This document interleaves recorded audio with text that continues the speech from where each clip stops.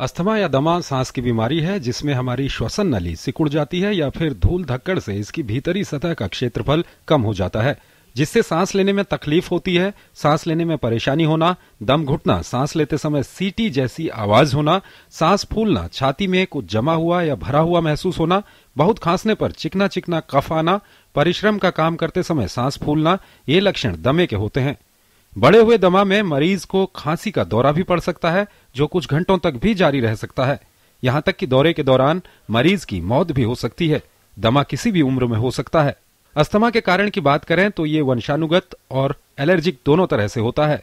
मरीज को किसी चीज से भी एलर्जी हो सकती है, मसलन धुआं, धूल के संपर्क में ज्यादा रहना, रुई, रेशे, ठंडे पेय, घोड़े, कुत्ते के बाल, कॉकरोच, एसिडिटी, परफ्यूम, परागकण, फफूंद, चूल्हे का धुआं, बियर, शराब, चिप्स और सल्फर युक्त खाना, धूम्रपान, प्रदूषण ऐसे कारक हैं जो दमा रोग होने में सहायक होते हैं।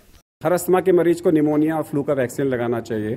और अगर आपको अस्थमा के अटैक में पूरा सेंटेंस बोल सकते हो तो आपको अस्थमा सीवियर नहीं है। मेरे को सुबह से सांस फूल रहा है, आपका अस्थमा सीरियस नहीं है। सीरियस अस्थमा वाला एक एक वर्ड के बाद में सांस लेगा, मेरे को सांस फूल, तो वो बोल नहीं पाएगा पूरा सेंटेंस। तो ये, और अगर आपको रात में 1 महीने में 2 बार से ज्यादा और दिन में 1 हफ्ते में 2 बार से ज्यादा अस्थमा की दवाई लेनी पड़ती है, तो इसका मतलब है आपका अस्थमा परसिस्टेंट है और आपको कंटिन्यूअस दवाई लेनी होगी।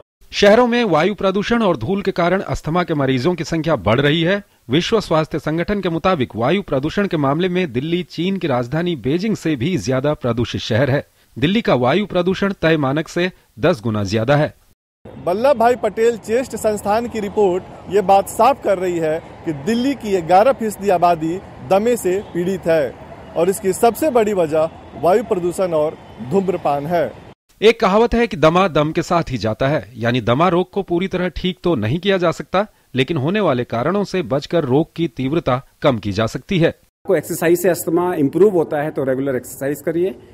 आपने जो ट्रिगर्स आपके हैं आप उसको आइडेंटिफाई करिए। अपना अस्थमा मीटर, जिसको पीक फ्लो मीटर होता है, उसको रख के और आप हर 2 घंटे बाद उसको नापिए कि किस टाइम पे कम हो रहा है, तो आपको पता लग जाएगा आपके ट्रिगर्स क्या हैं। उन ट्रिगर्स को कम करिए।